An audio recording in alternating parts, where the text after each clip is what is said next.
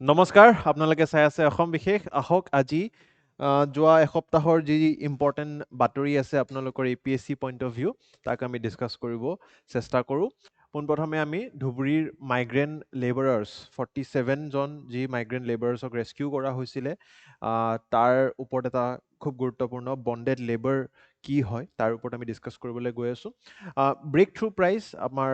Doctor Atanu Nath, আপোনালোকে গম পাইছে, অসমলৈ গৌৰৱ কঢ়িয়াই আনিছে। গতিকে ব্ৰেক থ্ৰু প্ৰাইজনো কি, তেখেতে কোনটো কি শাখাত কাম কৰিছিলে, তাৰে কেইটা প্ৰাইজ আছে, কিমানটা কি বিভাজন আছে, গোটেই বস্তুটো ভালকৈ অকণমান বুজিব লগা। মই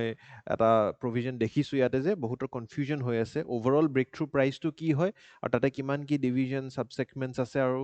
ডক্টৰ অতনু নাথে ক'ত কি প্ৰাইজ পালে, কি কামৰ কাৰণে পালে, সেই গোটেইখিনি বস্তু জানি থোৱাটো আমাৰ কাৰণে খুব গুৰুত্বপূৰ্ণ। মানুহে মানুহৰ বাবেই যিটো আমাৰ ডক্টৰ ভূপেন হাজৰিকাদেৱৰ শতবাৰ্ষিকীৰ উদযাপন চলি আছে, তাৰেই এটা প্ৰক্ৰিয়াত আমি দেখা পালোঁ যে তাৰ জাৰ্মান লেংগুৱেজত অনুবাদ কৰা হৈছে। গতিকে এই যি গীতটি, এই গীতটিৰ ওপৰত আমি অকণমান ভালকৈ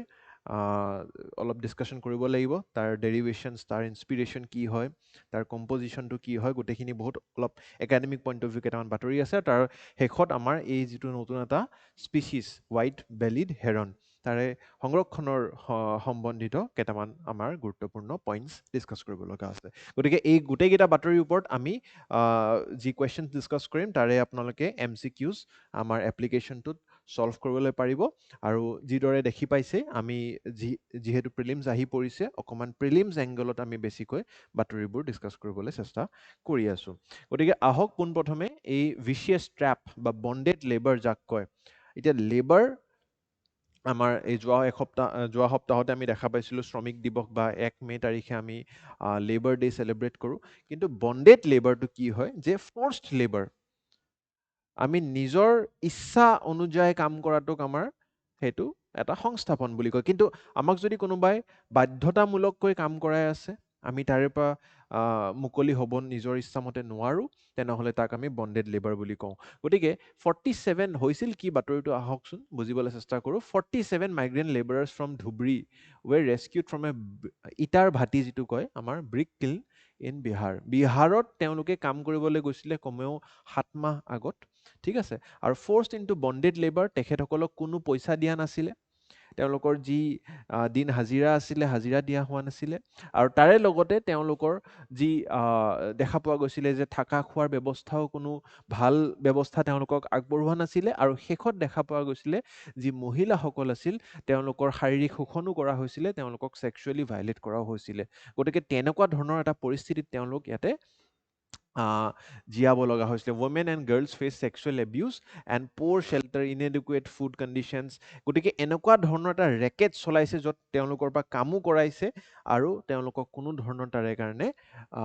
মানে পইচাও আগবঢ়োৱা নাই, কোনোবা জীৱন যাপন কৰিবলৈ এটা কোনো মানে তেওঁলোকৰ সেই পৰিস্থিতিত ৰখা হোৱা নাছিলে। গতিকে এক প্ৰকাৰে আমি ইয়াক মডাৰ্ণ ডে স্লেভাৰী বুলিও ক'ব পাৰোঁ। গতিকে বণ্ডেড লেবাৰ কি হয়? A system where a person is force to work to repay a debt or advance. তেওঁলোকে কিয় এনেকুৱা পৰিস্থিতিত বিহাৰ যাব লগা হৈছে? পোনপ্ৰথমে আমাৰ সেই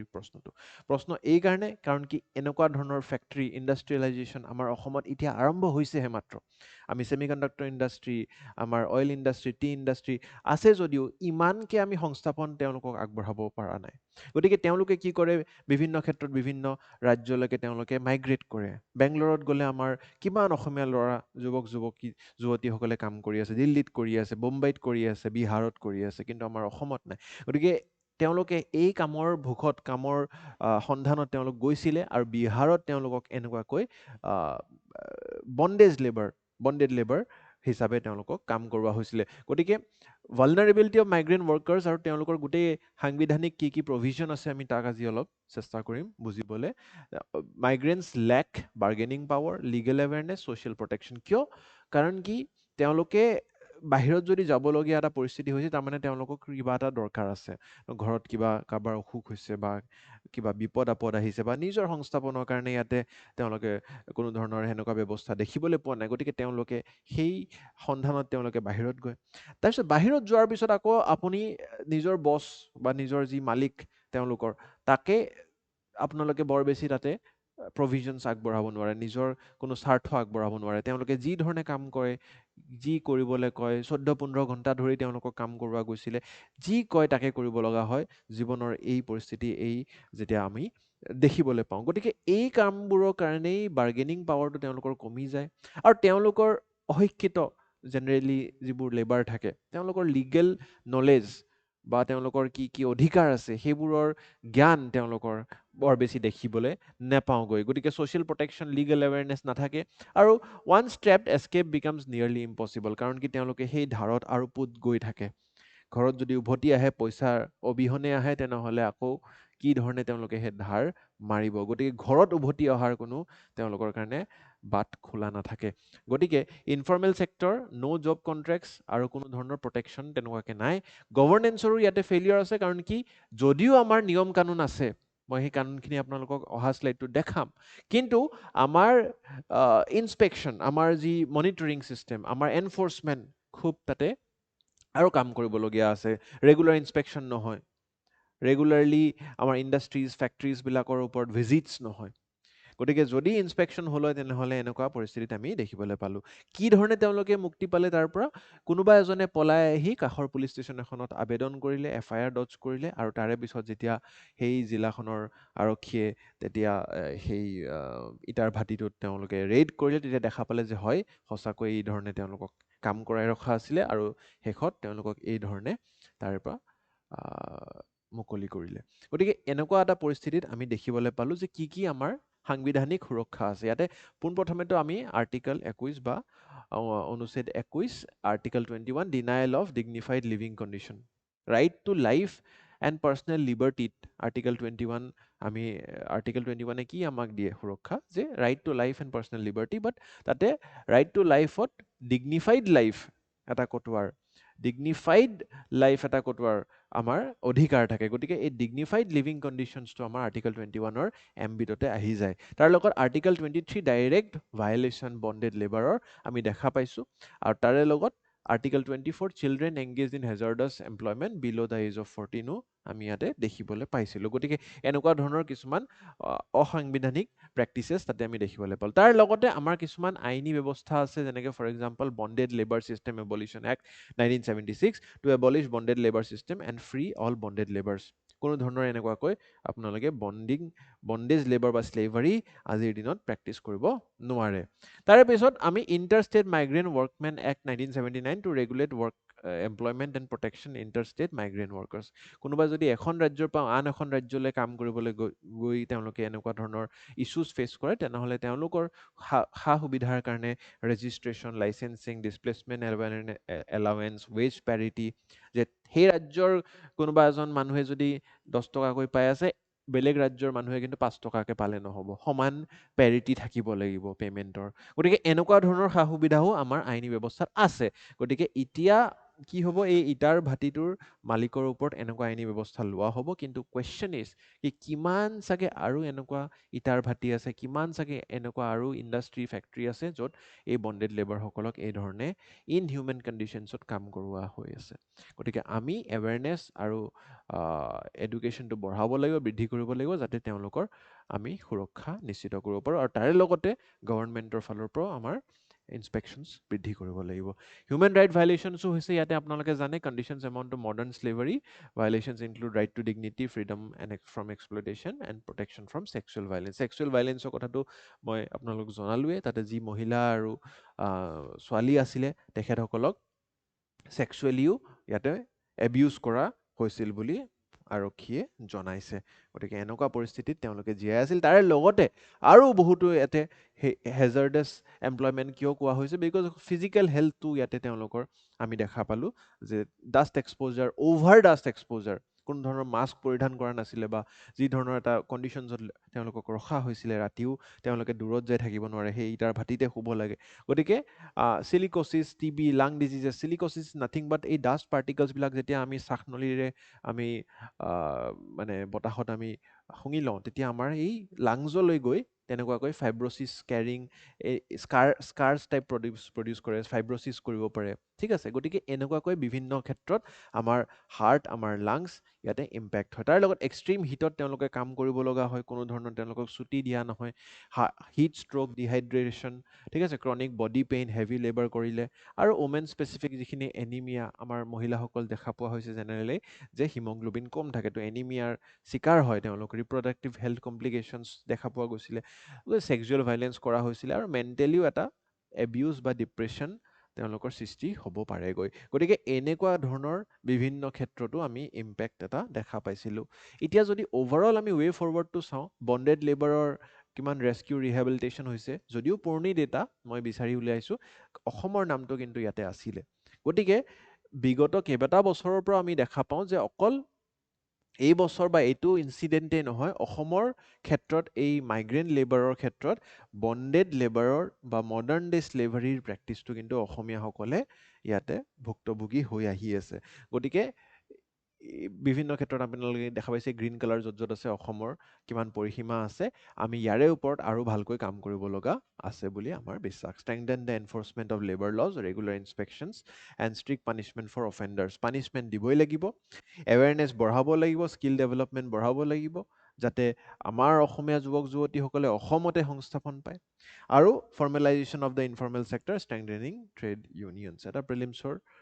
প্ৰেক্টিছ কুৱেশ্যন আনিছোঁ চেষ্টা কৰিব ইয়াতে উত্তৰটো কমেণ্ট ছেকশ্যন দিবলৈ ঠিক আছে আচ্ছা নেক্সট এইটো খুব এটা গুৰুত্বপূৰ্ণ বাতৰি দেই আপোনালোকৰ কাৰণে যিহেতু আমাৰ অসমৰে এজন চাইণ্টিষ্ট ডক্টৰ অতনু নাথে এই বঁটাৰে সন্মানিত হৈছে কিন্তু এই বঁটাটোনো কি ইয়াতে দেখা পাইছে হিন্দুটো আহিছে breakthrough prizes award $18.75 million to 2026 research leaders গতিকে ডক্টৰ অতনু নাথে ইমান টকা পাইছে নেকি নে নাই পোৱা কোনে পাব কাক কাক দিয়া হৈছে বঁটাটো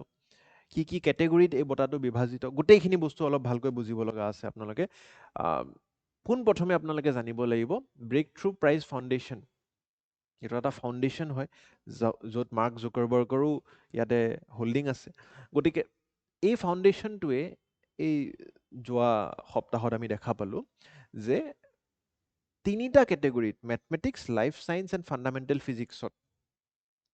এৱাৰ্ডছ বিতৰণি কৰিলে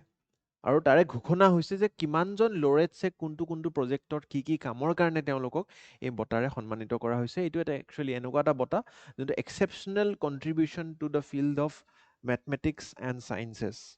যৰ কাৰণে তেওঁলোকক এই বঁটা প্ৰদান কৰা হয় টোটেল প্ৰাইজ মানি ইমান ডিষ্ট্ৰিবিউট কৰা হৈছে 6 prizes of 3 million each across mathematics life science and fundamental physics দিয়া হৈছে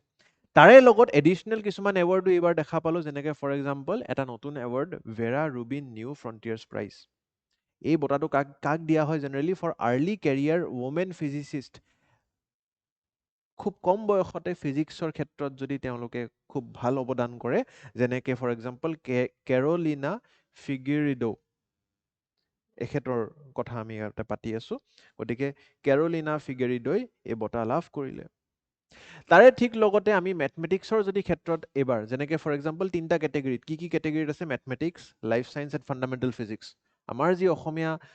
ডক্টৰ অতনু নাথ তেখেত একচুৱেলি ফাণ্ডামেণ্টেল ফিজিক্সত আছিলে মই তেখেতৰ বিষয়ে অকণমান শেষৰ ফালে ক'ম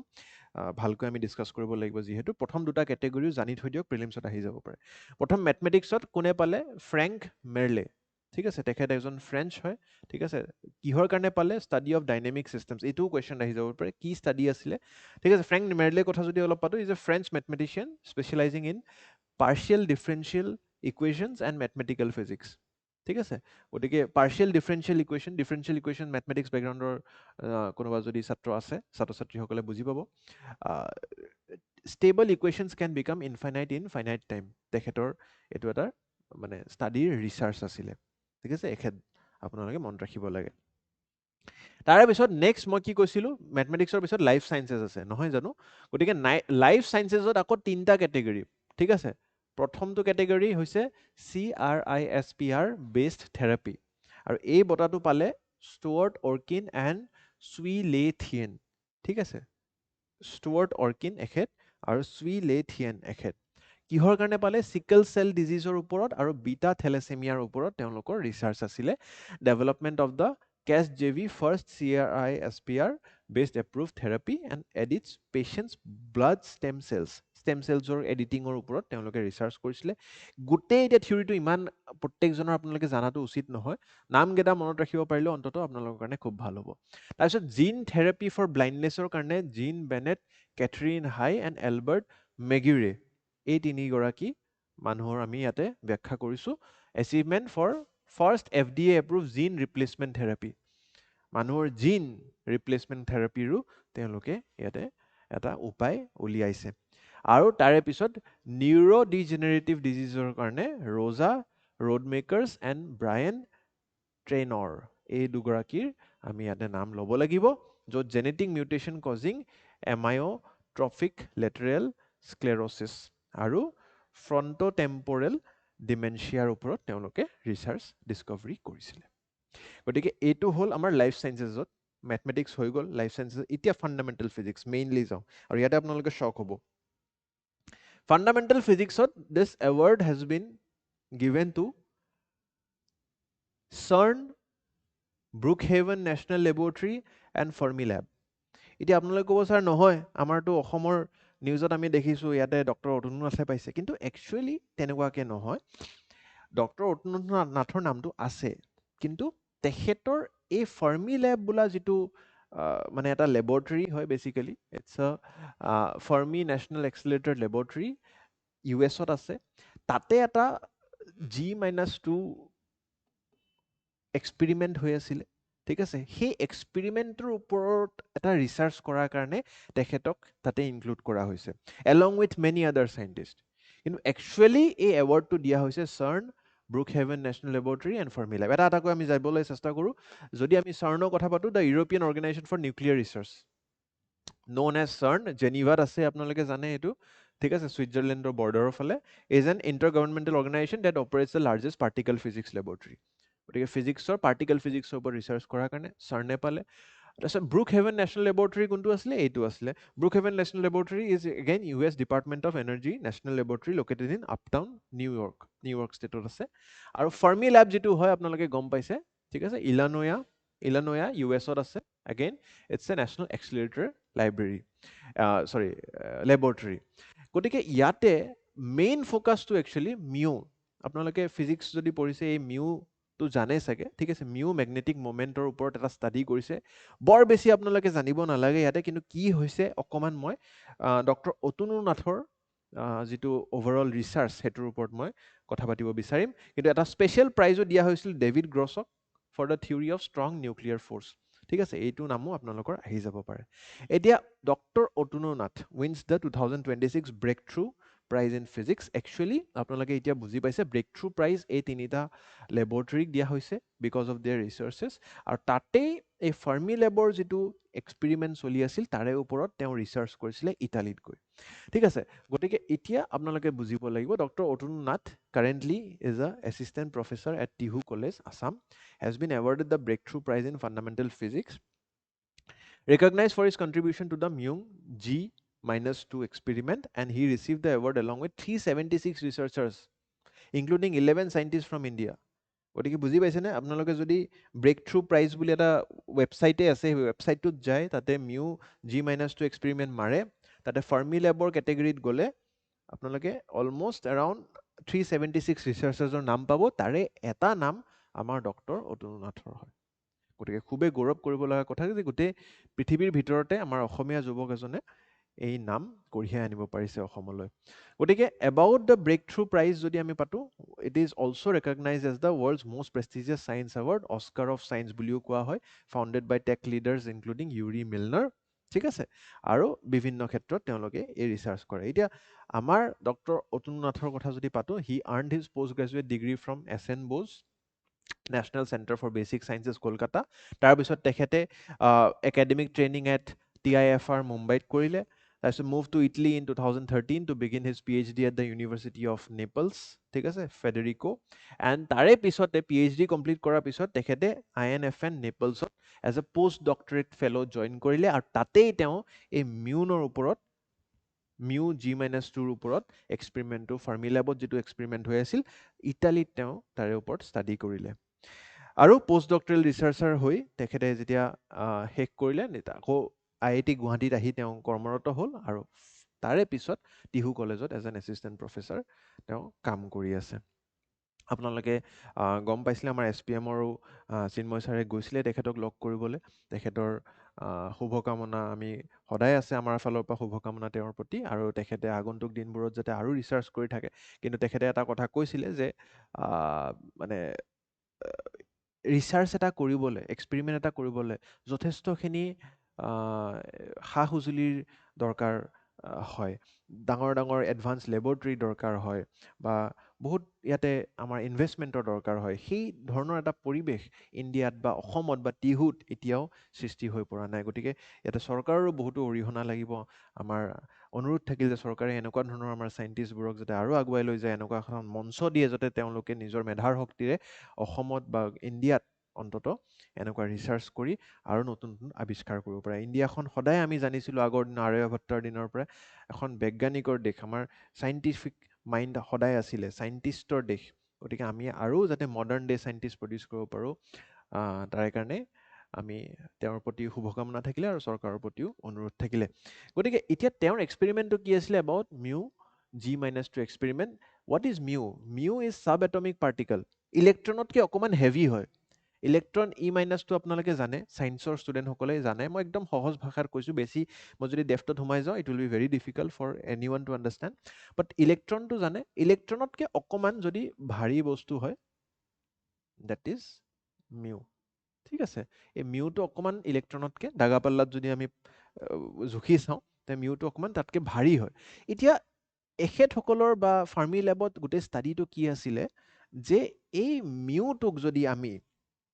এটা ইলেক্ট্ৰমেগনেটিক ফিল্ডত তাক আমি এৰি দিওঁ, তাৰ ৰিয়েকশ্যনটো কেনেকুৱা হয়, তাৰ অৰিয়েণ্টেশ্যনটো কেনেকুৱা হয়, কোনফালে সি মুভ কৰে,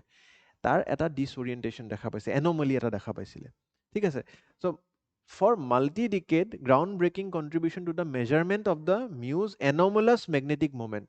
মেগনেটিক ফিল্ড এখনত যেনেকৈ ইলেক্ট্ৰন যদি আমি এটা চাৰ্কুলাৰ পাথত মুভ কৰোঁ তাতে মেগনেটিক ফিল্ড প্ৰডিউচ হয়, আপোনালোকে গম পায়। ঠিক তেনেদৰে এনেকুৱাকৈ মিউটোক যদি আমি প্ৰডিউচ কৰোঁ, তাতে এটা মেগনেটিক ফিল্ড প্ৰডিউচ হয়, আৰু তাতে সেই মেগনেটিক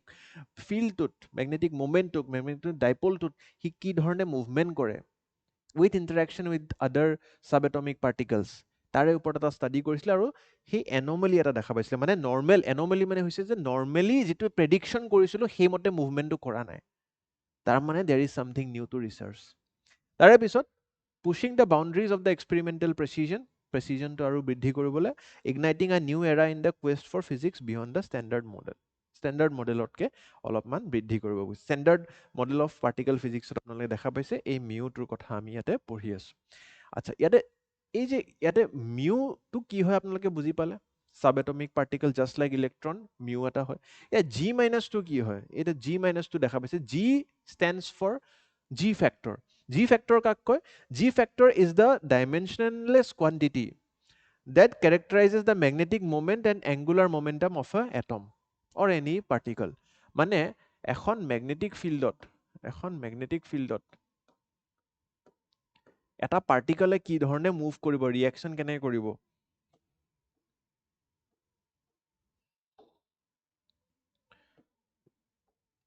এটা যদি আমি পাৰ্টিকেল মিউ পাৰ্টিকেল দি দিওঁ, সি কেনেকৈ ক'ত কেনেকৈ কি মুভ কৰিব। ঠিক আছে, এখন মেগনেটিক ফিল্ডত যদি তাক আমি এৰি দিওঁ, how will it impact the overall movement, সেই কোৱান্টিটিটোক আমি জি ফেক্টৰ বুলি কওঁ। সেই যিটো আমাৰ মিউ আমি এটা মেগনেটিক ফিল্ডত এৰি দিলোঁ, তাৰ propensity of differentiation in the overall magnetic field কিমান হয়, তাক আমি জি ফেক্টৰ বুলি কওঁ। গতিকে ইয়াতে G- কৰি মিউৰ G- যিটো মিউৰ জি ফেক্টৰ লৈছে তাৰ লগত -2 কৰি এটা এক্সপেৰিমেণ্ট কৰি আছে, আৰু তাৰ অভাৰঅল ষ্টাডিটো কৰিবলৈ, মেজাৰ কৰিবলৈ চেষ্টা কৰিছে the magnetic movement of mu, how it behaves in a magnetic field. একদম সহজ ভাষাত মিউ মেগনেটিক ফিল্ড এটাত কি ধৰণে বিহেভ কৰে, কি ধৰণে মুভমেণ্ট কৰে, তাৰ ওপৰতে ষ্টাডি কৰাৰ কাৰণে তেখেতক এই বঁটাৰে সন্মানিত কৰা হৈছে। ইয়াতকৈ বেছি আপোনালোকে জানিব নালাগে। কিন্তু এটা কথা মই ক'ম, কিজানি বহুতে মিছ কৰিছে যে যোৱা বছৰৰ ব্ৰেক থ্ৰু প্ৰাইজতো আমাৰ অসমীয়া এজনৰ নাম আছিল, খুব গৌৰৱ কৰিব লাগে, ডক্টৰ প্ৰাঞ্জল শৰ্মা। ঠিক আছে, জাগিৰোড কলেজৰ তেওঁ ফিজিক্সৰ প্ৰফেচাৰ। ঠিক আছে, আৰু ডক্টৰ প্ৰাঞ্জল শৰ্মা একচুৱেলি তেখেতে এই এলিছ এক্সপেৰিমেণ্ট এটা কৰি আছে। এলিছ কি হয়? এই লাৰ্জ আয়ন কলাইডাৰ এক্সপেৰিমেণ্ট। এনেকুৱাকৈ ইয়াতে আয়ন কলাইড কৰি কিনে আৰু তাতে নতুন আৱিষ্কাৰ কৰে detail measurements of the Higgs বচনটো আপোনালোকে জানে গডছ পাৰ্টিকেল বুলি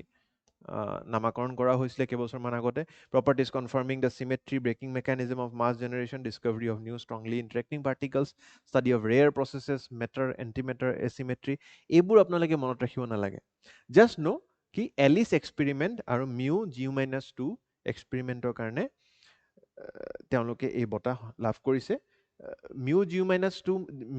জি-2 এক্সপেৰিমেণ্টৰ কাৰণে ডক্টৰ অতনু নাথ আৰু এলিছ এক্সপেৰিমেণ্টৰ কাৰণে ডক্টৰ প্ৰাঞ্জল শৰ্মাই এই ব্ৰেক থ্ৰু প্ৰাইজ আমাৰ অসমলৈ বেক টু বেক ইয়াৰ্ছত কঢ়িয়াই আনিবলৈ সক্ষম হৈছে তেখেতেও মই ক'ব বিচাৰিম যে এলং উইথ আদাৰ চাইণ্টিষ্ট আছিলে in the particle physics category ঠিক আছে এই যে কেটেগৰী আছিলে আপোনালোকে মনত আছেনে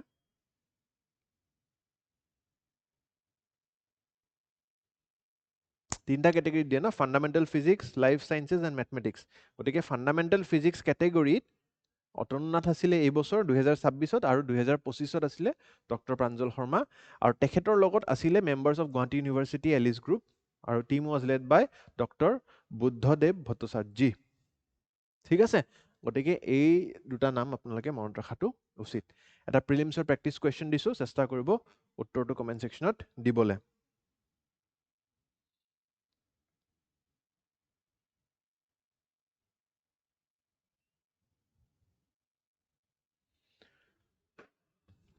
হৈছে এতিয়া নেক্সট বাতৰিটো হৈছে মানুহে মানুহৰ বাবে যদিহে অকণো নাভাবে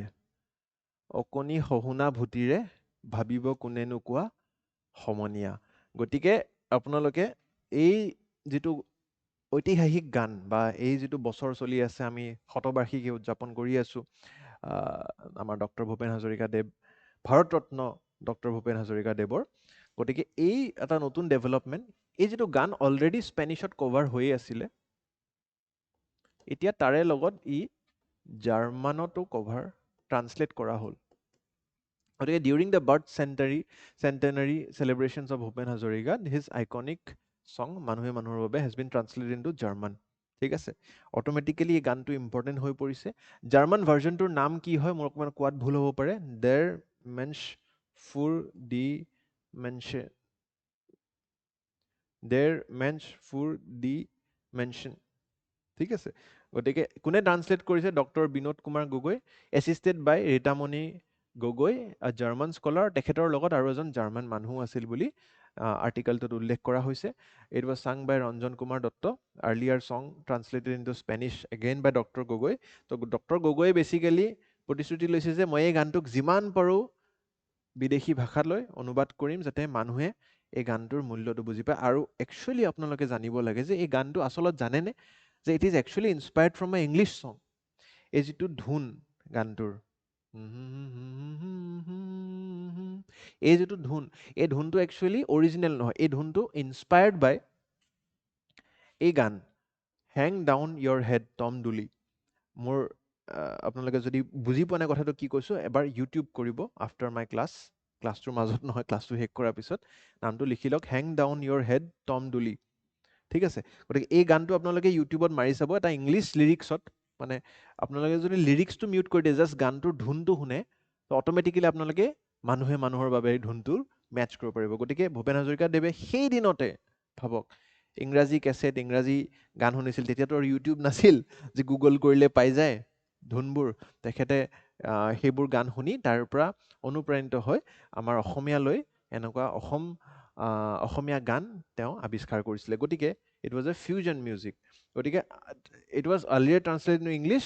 and now it is also' in German কাৰণ এটাই উদ্দেশ্য এটাই যে গ্ল'বেলাইজেশ্যন অফ আছামিজ কালচাৰ আৰু সেই সময়ত আপোনালোকৰ যদি মনত আছে এই গানটো কেতিয়া তেওঁ ৰচনা কৰে it was during the 1960s ভাষা আন্দোলনৰ সময়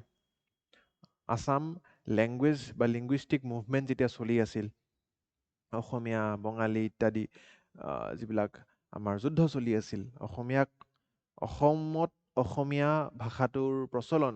বা আনুষ্ঠানিক ৰূপে তাক স্বীকৃতি দিয়াৰ যিটো এটা যুদ্ধ আছিল সেই যুদ্ধৰ সময়ত তেওঁ এনেকুৱা ধৰণৰ ইংৰাজী গানৰ পৰা অনুবাদ কৰি অসমীয়ালৈকে তেওঁ ধুনীয়া ধুনীয়া আৱিষ্কাৰ কৰিছিলে গতিকে এনেকুৱা ধৰণৰ ৰচনা কৰিছিলে linguistic assertion in Assam social and political churn আৰু এটা খুব